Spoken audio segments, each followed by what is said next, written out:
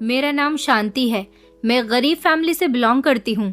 हम 7 बहनें थे और मैं अपनी बहनों में सबसे बड़ी थी। हमारे घर के हालात बहुत ज़्यादा ख़राब थे।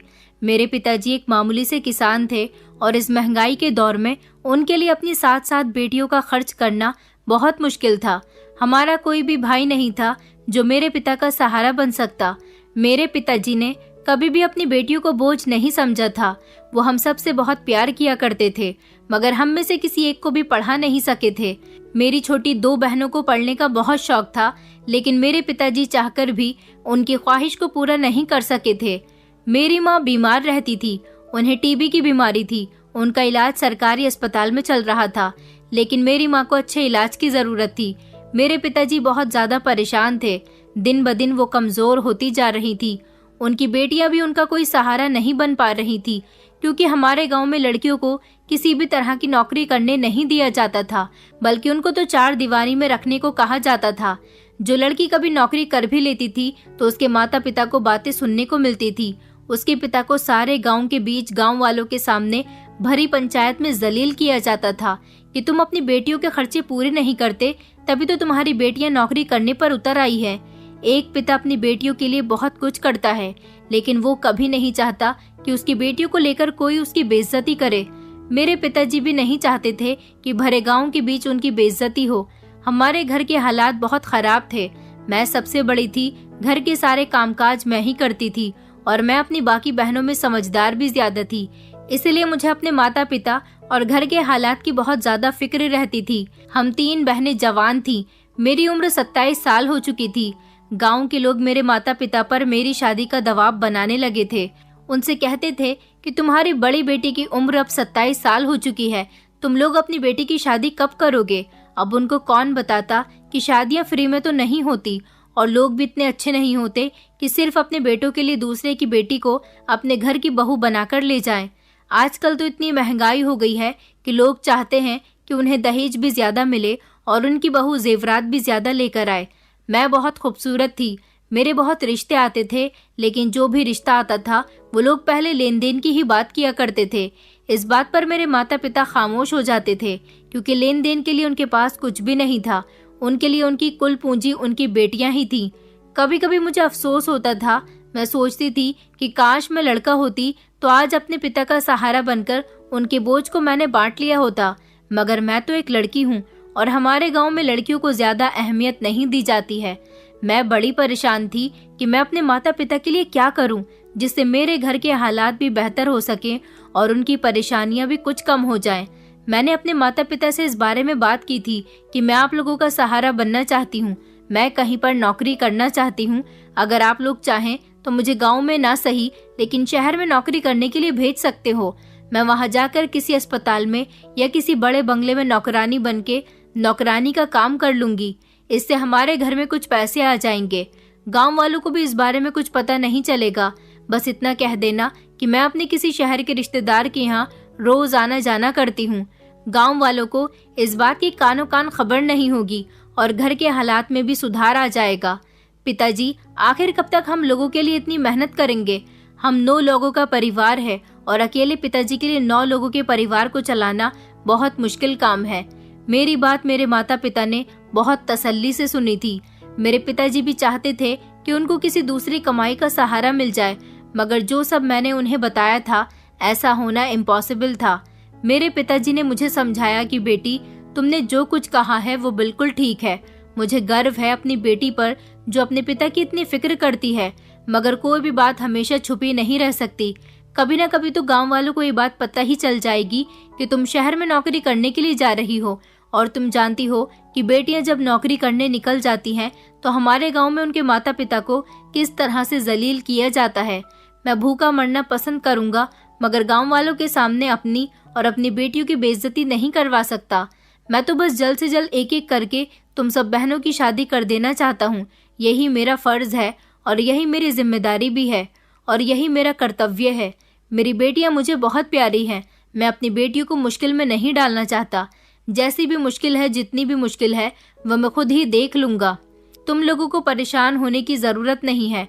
अगर भगवान ने इस दुनिया में हमें भेजा है तो वो इस सब का हल भी जरूर निकालेगा। अपने पिताजी की बात पर तो मैं भी खामोश हो गई थी। मैं कभी भी अपने माता पिता की मर्जी के खिलाफ नहीं गई थी। हम सातों बहनों में से किसी ने भी अपने माता पिता के साथ कभी ऊंची आवाज में बात तक नहीं की थी। हमारे माता पिता ने हमें बहुत अच्छे संस्कार दिए थे। हम बहनें हमेशा अपने माता पिता का कहना मानते थे और सब बहनें एक दूसरे के साथ मिलजुल कर रहते थे। माँ को तो घर में कोई काम भी नहीं करने देते थे। घर के सारे काम हम बहनें ही मिलकर कर लिया करते थे। जैसे ही पिताजी घर आते तो हम उनको खाना दिया करते और उनकी सेवा में लग जाते थे, क्योंकि हम जानते थे कि हमारे पिताजी बहुत थके हुए आए हैं। अपनी बेटियों की सेवा पाने के बाद मेरे पिताजी बहुत खुश होते थे। उनको लगता था कि जितनी अच्छी उनकी बेटियां हैं, शायद उनका बेटा होता तो वो भी उनकी बेटियों की बराबरी नहीं कर पाता। मेरे पिताजी कहते थे कि मेरी बेटियां मेरी सारी थकान दूर कर देती हैं, मेरी इतनी सेवा करती हैं कि मुझे कभी महसूस ही नहीं होता कि मैं घर थक हार कर आया हूँ। हम बहनें बहुत खुश होते थे जब पिताजी हमारी तारीफ किया करते थे। जिंदगी इसी तरह से गुजर रही थी। भगवान से प्रार्थना करने के अलावा हमारे पास और कोई चारा भी नहीं था।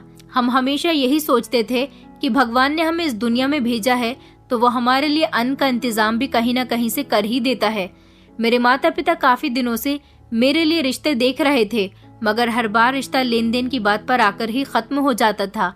आज भी कुछ दिन पहले ही मेरे लिए एक रिश्ता आया था, जो कि मेरे पिताजी के दोस्त का बेटा था। मेरे पिताजी के दोस्त तो काफी समय पहले ही मर चुके थे। उनके 2 बेटे थे। बड़ा बेटा तो शहर में नौकरी करता था और उसने शहर में ही शादी कर ली थी। अपनी फैमिली के साथ वो शहर में ही रहता था, जबकि छोटा बेटा अपने माता पिता के घर में गाँव में ही रहता था। वो अकेला ही रहता था, उसके आगे पीछे कोई भी नहीं था।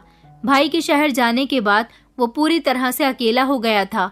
उसके घर में हर चीज मौजूद थी, सिर्फ उसे शादी करने के लिए किसी अच्छी और संस्कारी लड़की की जरूरत थी। मेरे पिताजी को जब उसके बारे में पता चला तो मेरे पिताजी को मेरे लिए उसका रिश्ता ठीक लगा था, क्योंकि वो अकेला था और ना ही उसे दान दहेज की परवाह थी। उसे तो सिर्फ लड़की से ही मतलब था। वो किसी तरह अपना घर बसाना चाहता था। उसने पिताजी से अपने बारे में बात की थी। वो मेरे पिताजी को हमेशा मौसा जी कहकर पुकारता था। उसने कहा था कि मौसा जी, आप मेरे लिए कोई अच्छी सी लड़की तलाश करो। मुझे कुछ नहीं चाहिए, सिर्फ लड़की ही चाहिए। उसका अपना कोई रिश्तेदार भी नहीं था, इसलिए वो मेरे पिताजी को ही अपना सब कुछ मानता था। देखने में बहुत अच्छा था, पढ़ा लिखा था और सुना था कि उसकी नौकरी किसी कंपनी में लग गई है और वो शहर में ही जाकर नौकरी करता है। उसके पास अपनी गाड़ी है। सुबह को जब घर से निकलता है तो शाम को 5 बजे ही नौकरी से घर वापस आता है और खाना खाने के बाद सो जाता है। उसके अंदर कोई गलत क्वालिटी भी नहीं थी, क्योंकि वो मोहल्ले के गलत लड़कों के साथ उठता बैठता नहीं था, सिर्फ अपने काम से काम रखता था। हमारे गांव के लोग उसकी बहुत तारीफ किया करते थे। मेरे पिताजी भी उसकी तारीफ किए बिना नहीं रहते थे, इसलिए उनको उसके लिए मेरा ख्याल आया।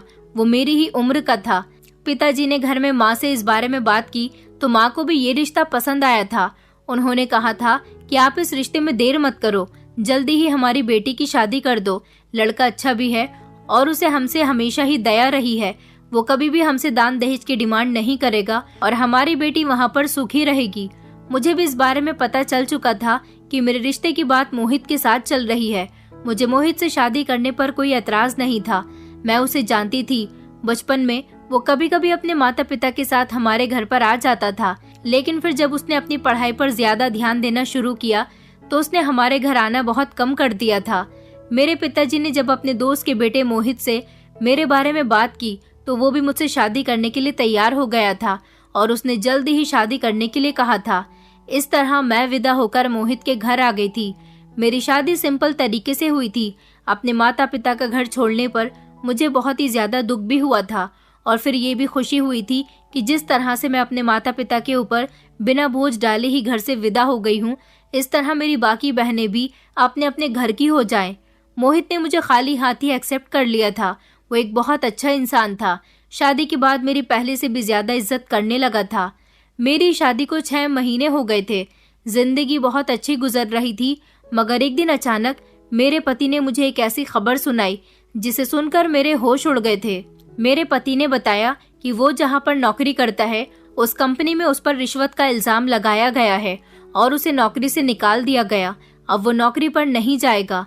मेरा पति जितना भी कमाता था मैं उससे घर में गुजारा कर लिया करती थी, लेकिन मेरे पति की नौकरी चले जाने से मेरे घर के हालात बहुत ज़्यादा बिगड़ गए थे। पहले वो जो पैसे लेकर आता था, मैं उससे घर में राशन भरती थी और खाना बना लिया करती थी। घर की सारी ज़रूरतें उसके लाए हुए पैसों से पूरी हो जाती थी। मगर जब से उसने नौकरी छोड़ी थी, धीरे धीरे मेरे पास जितने भी जुड़े हुए पैसे थे वो भी खत्म हो गए थे और घर का राशन भी खत्म होने लगा था। हमारे घर के हालात दिन ब दिन बिगड़ने लगे थे। इतने ज्यादा बिगड़ गए थे कि घर में खाने के लाले पड़ गए थे। फिर मेरे पति को किसी ने बैंक से लोन लेने के बारे में बताया था। ये होम लोन था जो मेरे पति को बैंक से मकान के कागज गिरवी रखने पर मिलना था। मगर मेरे पति ने बताया था कि वो जिस बैंक से होम लोन लेना चाहते हैं वहीं पर उनका एक दोस्त बैंक में काम करता है।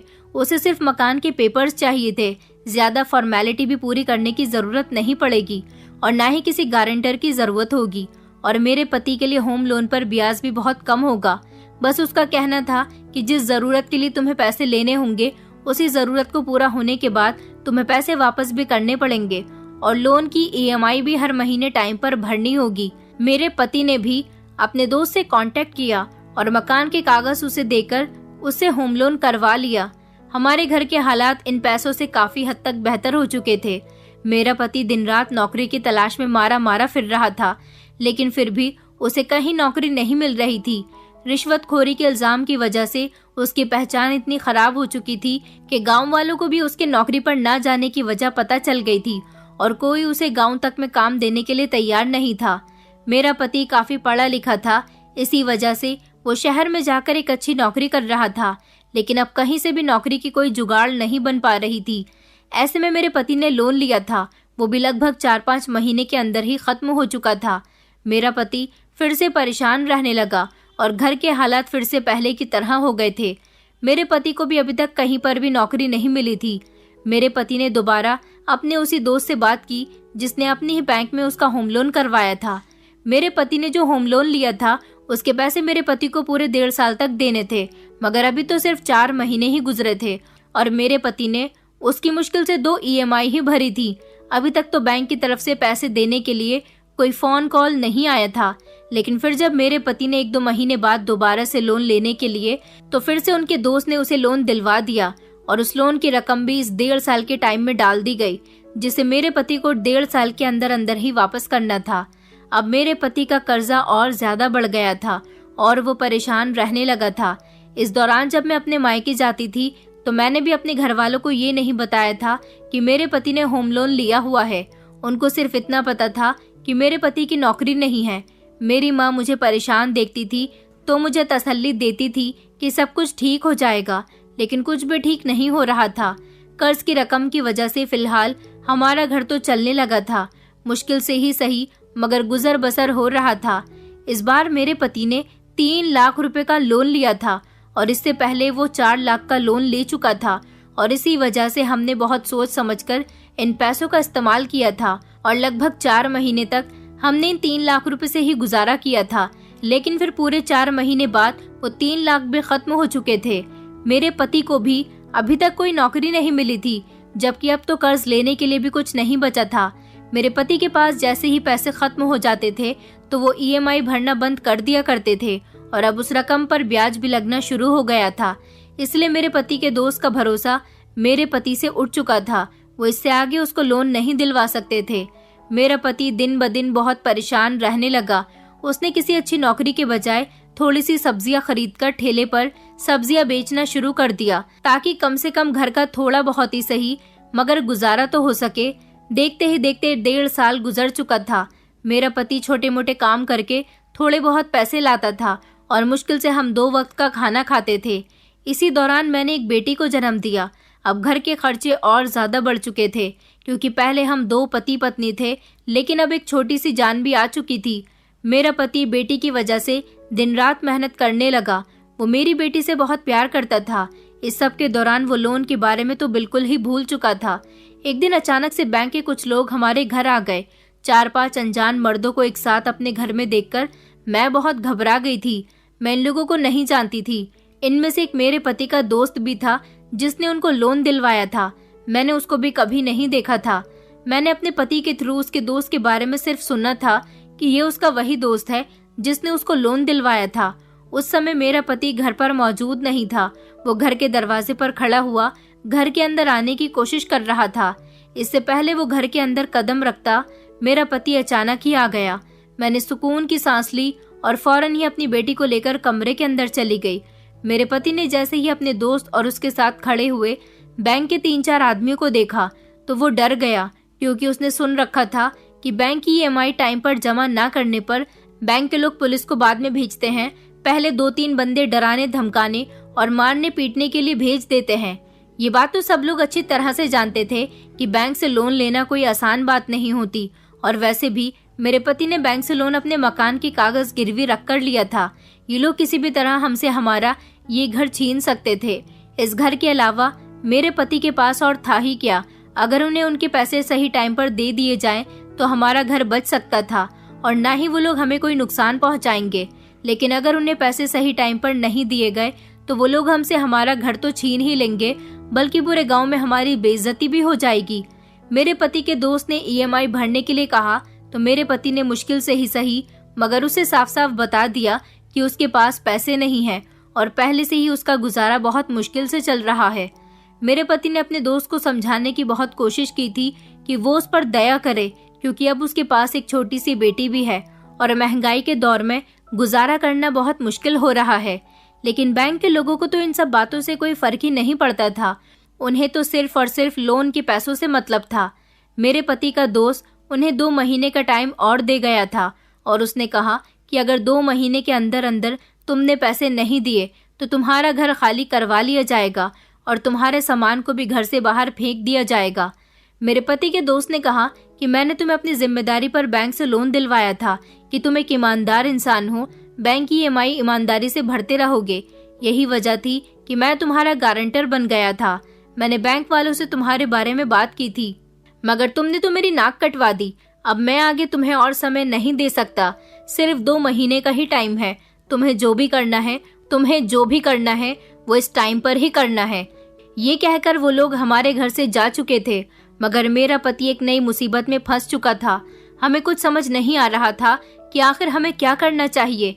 मेरे पति ने मुझसे पूछा कि तुम्हारे पास कोई कीमती चीज पड़ी है जिसे बेचकर थोड़े बहुत पैसों का इंतजाम हो सके। मैंने अपने पति को बताया, मेरे पास ऐसी कोई कीमती चीज तो नहीं है, मगर एक छोटी सी नाक की नथ है जो मुश्किल से 7-8 हजार की होगी। ये नथ मुझे मेरे बचपन में मेरी नानी जी ने तोहफे में दी थी। उस समय सोने की ज्यादा कीमत नहीं होती थी। इस बढ़ती हुई महंगाई में सोने की कीमत भी ज्यादा है, इसीलिए ये इस समय 7-8 हजार की हो सकती है। लेकिन 7-8 हजार से तो कुछ भी नहीं हो सकता था, जबकि मेरे पति के ऊपर बैंक का लगभग 4 लाख रुपए का कर्ज था। वो कुछ EMI जमा कर चुका था, जिसकी वजह से वो 1-1.5 लाख रुपया बैंक को दे चुका था। मेरे पति ने कहा कि तुम टेंशन मत लो, मैं कुछ न कुछ करता हूँ। वो ये कहकर घर से निकल गया और मैं सारा दिन उसका इंतजार करती रही। मेरी बेटी भी भूख से रो रही थी। हमारे पास खाने के लिए कुछ भी नहीं था। सारा दिन मैं घर में अकेली रही। रात को भी जब मेरा पति घर वापस नहीं आया तो मैं बहुत परेशान हो गई, क्योंकि मेरे पति को कभी भी घर आने में इतना लेट नहीं हुआ था। सारी रात मेरी अपने पति के इंतजार में गुजर गई थी, लेकिन अगले दिन भी मेरा पति घर पर नहीं आया और यही सिलसिला लगातार 1 हफ्ते तक चलता रहा। इस बीच मैं और मेरी बेटी भूख से बहुत तड़प रहे थे।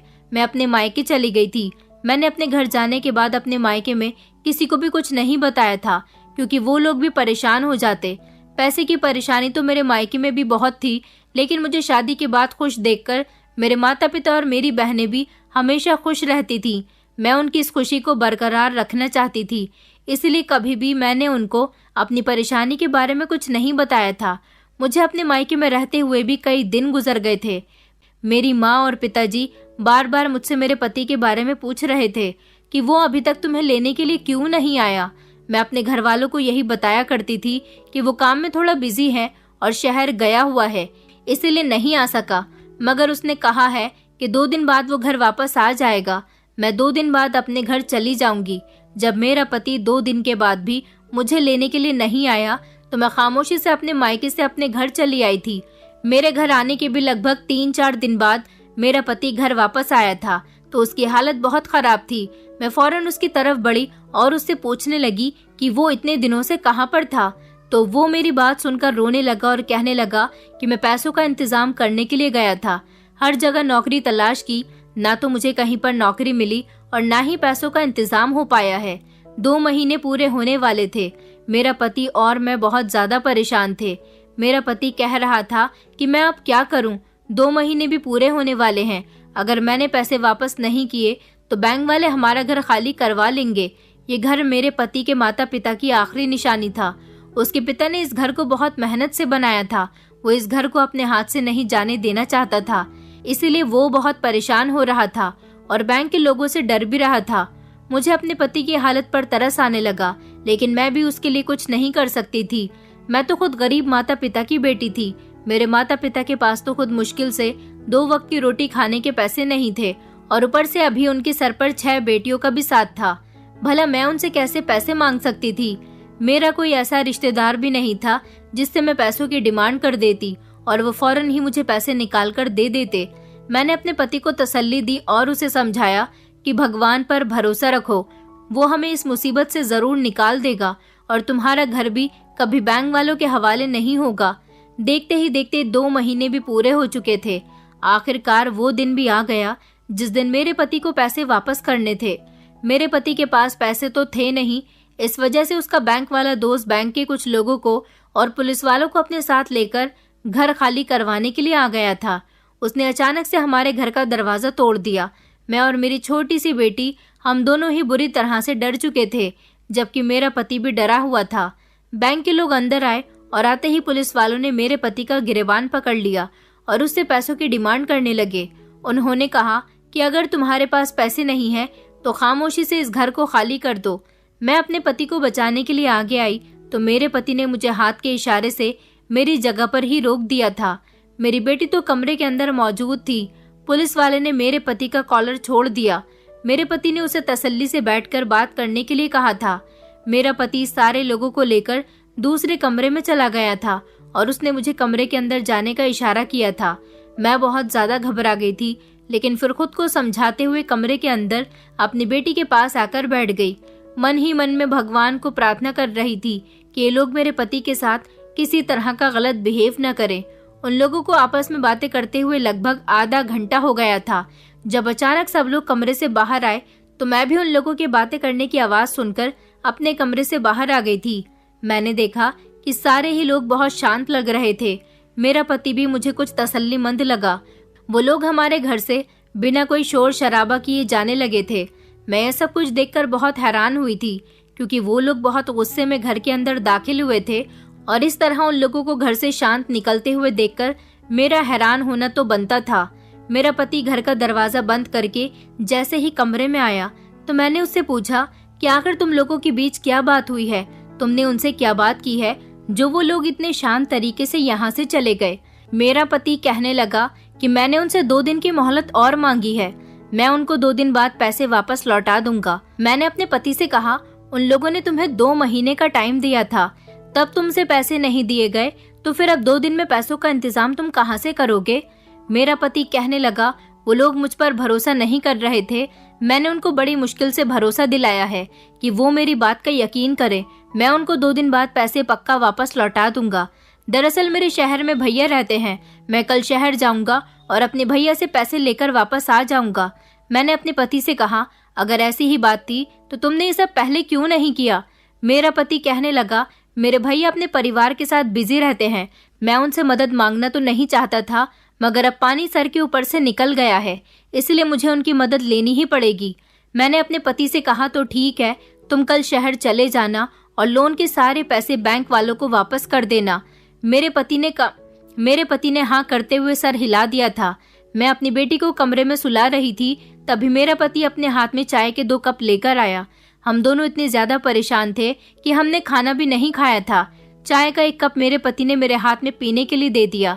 मैंने अपने पति से कहा कि आपको चाय बनाने की क्या जरूरत थी, आप मुझे बता देते, मैं चाय बना लाती। मेरा पति कहने लगा कि नहीं नहीं, आज तुम बहुत परेशान लग रही थी, इसलिए मैं तुम्हें डिस्टर्ब नहीं करना चाहता था।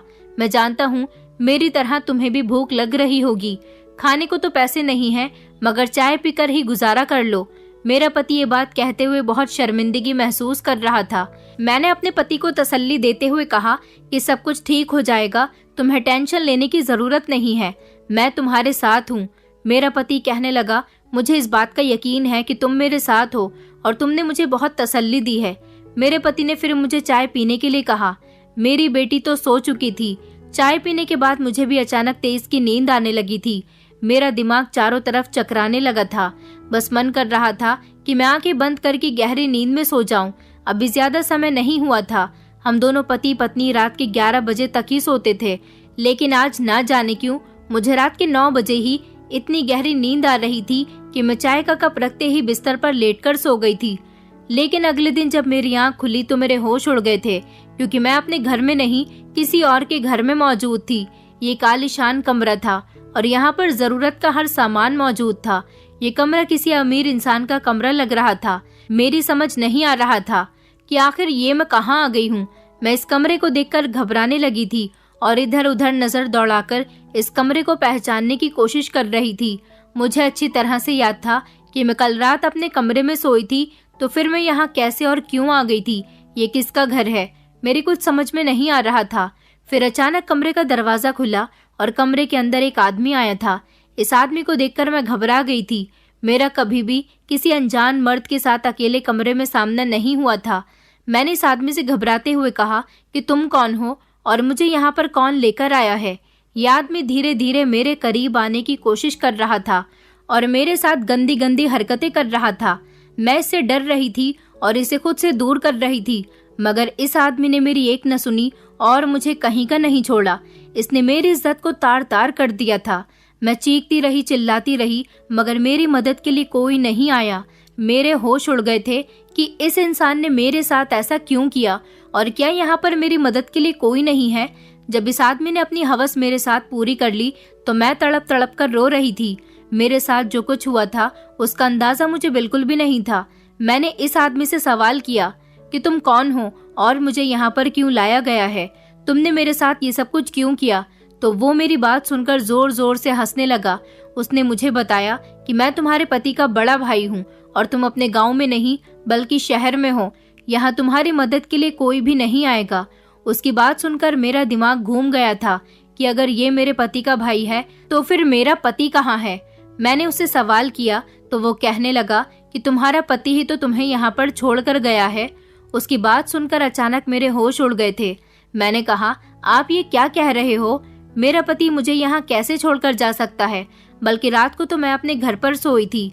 मेरे सवालों पर तो वो बार बार शैतानी हंसी हंस रहा था। फिर मुझे उसने एक ऐसी सच्चाई बताई जिसने मेरे होश उड़ा दिए थे। उसने बताया कि तुम मेरे छोटे भाई की बात कर रही हो, जो एक नंबर का निकम्मा और हरामखोर इंसान है। मेरा भाई कोई नौकरी वोकरी नहीं करता। कुछ सालों पहले मैं गांव में अपना घर और छोटे भाई को गांव में ही छोड़कर यहाँ शहर में नौकरी करने के लिए आ गया था। दरअसल मैं लड़कियों को खरीदने और बेचने का व्यापार करता हूँ, लेकिन इससे पहले मैं माल को खुद चेक करता हूँ। तुम्हारे पति को मैंने ऑफर दिया था कि अगर वो अपनी पत्नी को मेरे हवाले कर देगा तो मैं उसे 10 लाख रुपए दूंगा। तुम्हारे पति पर कर्जा बहुत बढ़ गया है। उसने मुझे कल फोन करके बताया था कि उसे किसी भी तरह से अपना घर छुड़वाना है और वो कर्ज में बुरी तरह से डूब गया है। इससे उसकी जान को भी खतरा हो सकता है। तुम्हारा पति शुरू से ही हरामखोर रहा है। उसने कभी मेहनत मजदूरी करने की कोशिश भी नहीं की। अकेला रहा है, इसलिए मेरे पैसे पर पला बड़ा है। मैंने उससे कहा था कि अगर घर पर कर्ज कर ही लिया है तो फिर घर को बेच दो, लेकिन वो घर को नहीं बेच सकता था, क्योंकि अगर घर बिक जाता तो फिर वो कहाँ रहता। मैंने तो उसे शहर में अपने पास रखने से साफ इनकार कर दिया था। सुना था कि अभी 2 साल पहले वो कहीं किसी कंपनी में नौकरी कर रहा था। वहां पर रिश्वत के केस में फंस गया था। मेरे पास आना चाहता था, मगर मैंने उसे साफ इनकार कर दिया था कि मेरे पास हरामखोर इंसान के लिए कोई जगह नहीं है। इतना ही बहुत है कि मैं तुम्हें थोड़े बहुत पैसे दे देता हूँ। फिर तुम्हारे पति ने मुझे बताया कि उसने शादी कर ली है और उसके पास एक बेटी भी है और वो तुम दोनों की खातिर इस घर को नहीं बेच सकता।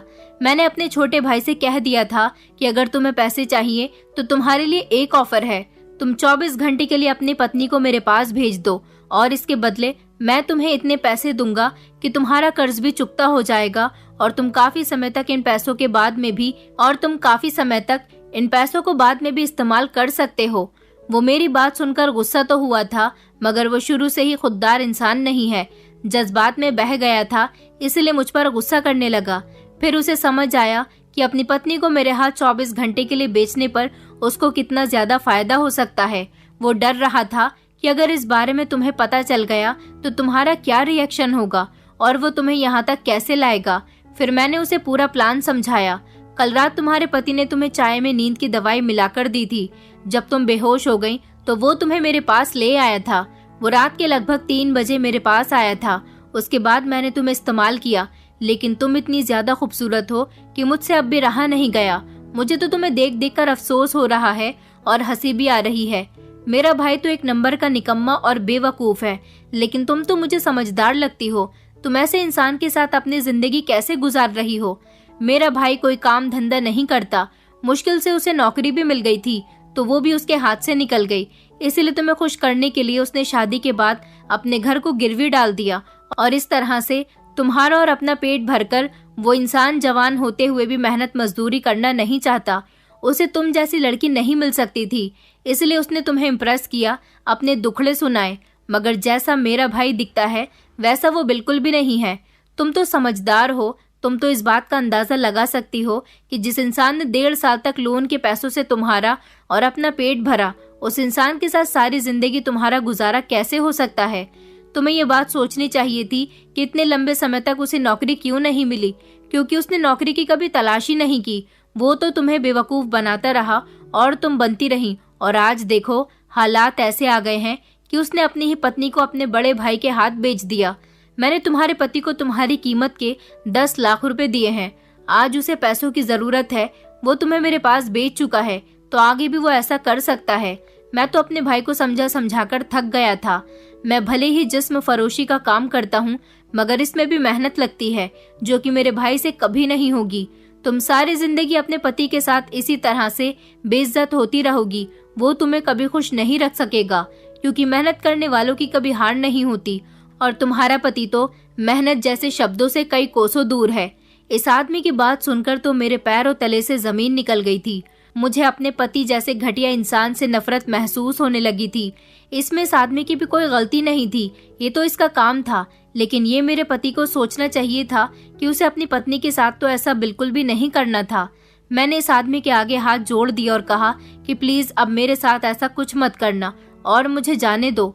मैं इसके आगे जब ज्यादा गिड़गिड़ाई तो उसने मुझे कुछ भी नहीं किया था, बल्कि मुझसे एक वादा लिया था कि मैं गाँव जाने के बाद इस आदमी के बारे में किसी को कुछ नहीं बताऊंगी। मैंने इसका वादा एक्सेप्ट कर लिया था, क्योंकि मैं अब अपनी इज्जत को और ज्यादा अपने घटिया पति के लिए रुस्वा नहीं कर सकती थी। मेरे पति के भाई ने मुझे ड्राइवर के साथ घर छुड़वा दिया था। वो मेरे पति को पैसे तो पहले ही दे चुका था। मैं जैसे ही घर पहुंची तो बहुत ज्यादा रो रही थी। मुझे सिर्फ और सिर्फ अपनी बेटी की फिक्र थी। मैं इस इंसान के साथ आगे जिंदगी नहीं गुजार सकती थी। मैंने उससे घर पहुंचते ही सवाल किया कि तुमने मेरे साथ ऐसा क्यों किया? तुम्हें शर्म नहीं आई अपनी पत्नी के साथ ऐसा करते हुए? मैंने उससे कह दिया था कि मैं तुम जैसे निकम्मे इंसान के साथ जिंदगी नहीं गुजार सकती। आज तुमने मुझे बेच दिया है, कल को मेरी बेटी को भी बेच सकते हो। तुम्हारा क्या भरोसा? मगर वो मुझसे माफी मांग रहा था। मैंने उसकी कोई बात नहीं सुनी और मैं सीधा अपने मायके आ गई थी। अपने मायके आने के बाद मैंने ये बात अपने पेरेंट्स को बताई तो वो लोग भी बहुत परेशान हो गए थे। मुझे लगा कि मेरे माता पिता को मेरा ये फैसला गलत भी लग सकता है, लेकिन ऐसा कुछ भी नहीं था। मेरे माता पिता ने हमेशा मेरा साथ दिया था। उन्होंने कभी भी अपनी बेटियों को बोझ नहीं समझा था। मेरे पिता ने मेरे सर पर हाथ रखा और कहने लगे कि तुमने बहुत अच्छा किया जो तुम उस घटिया इंसान का घर छोड़कर आ गई हो। तुम्हें अब उसके घर जाने की बिल्कुल भी जरूरत नहीं है। तुम हमारे साथ रहोगी और तुम्हारी बेटी भी हमारी जिम्मेदारी है। मुझे उस दिन अपनी किस्मत पर बहुत रोना आया था। अफसोस हो रहा था कि बेटियों की किस्मत ही आखिर कैसी होती है। पिता के घर में तो परेशानियां झेलती ही हैं और अपनी ससुराल में जाकर डबल परेशानियां झेलती हैं। तब भी अपने आप को मजबूत बनाकर रखना पड़ता है। मैं आप लोगों से रिक्वेस्ट करना चाहती हूँ कि अपनी बेटियों की शादी हमेशा खानदानी लोगों में करें। जल्दबाजी में ये न देखें कि अकेला लड़का है, उसके आगे पीछे कोई नहीं है। अकेले घर में बेटी खुश रहेगी, राज करेगी। लड़की का फैमिली बैकग्राउंड जरूर निकालें और उसकी जांच पड़ताल करें कि आखिर वो क्या करता है, कितना कमाता है, आपकी बेटी के लिए ठीक है भी या नहीं। अगर आपकी बेटी को खुश रखने की उसके अंदर सारी क्वालिटीज हैं, तब आप लोग अपनी बेटी की शादी करें। और अगर आप लोगों की सिचुएशन मेरे पेरेंट्स की जैसी है तो कभी भी अपनी बेटियों की शादी ना करें। मैं तो गरीब परिवार से बिलोंग करती हूँ। मेरे माता पिता के पास दान दहेज देने के लिए कुछ भी नहीं था, इसलिए उन्होंने मोहित पर भरोसा करके मेरी शादी उसके साथ करवा दी थी। लेकिन आप लोग गरीबी का रोना रोकर अपनी बेटियों को किसी के भी हवाले न करें। इससे अच्छा तो यह है कि आप लोग अपनी बेटियों को अपनी आंखों के सामने रखें। वो मुझ जैसे जुल्म का शिकार होने से बच जाएंगी। मैंने अपने पति से डिवोर्स ले ली है। हालांकि वो अपने किए पर शर्मिंदा हो रहा था। वो नहीं जानता था कि उसका भाई उसकी हकीकत मुझे बता सकता है, लेकिन एक न एक दिन तो उसकी हकीकत मेरे सामने आ ही जानी थी। अब मैं अपनी बेटी के साथ अपने मायके में ही रह रही हूँ, मगर अपनी बेटी को अच्छी जिंदगी देने के लिए मैंने लोगों के घरों में काम करना शुरू कर दिया। लोगों को मेरे पति की घटिया हरकत के बारे में पता चल चुका था, इसीलिए लोग मेरे बारे में क्या बात करते हैं क्या नहीं, मैं किसी की परवाह नहीं करती। अब मुझे सिर्फ अपनी और अपनी बेटी की फिक्र है। दोस्तों, उम्मीद करती हूँ आपको हमारी कहानी पसंद आई होगी। कहानी पसंद आई है तो वीडियो को लाइक करें, चैनल पर नए हैं तो चैनल को सब्सक्राइब करें और हाँ, नोटिफिकेशन बेल को जरूर दबाएं ताकि अगली अपडेट सबसे पहले आपको मिले।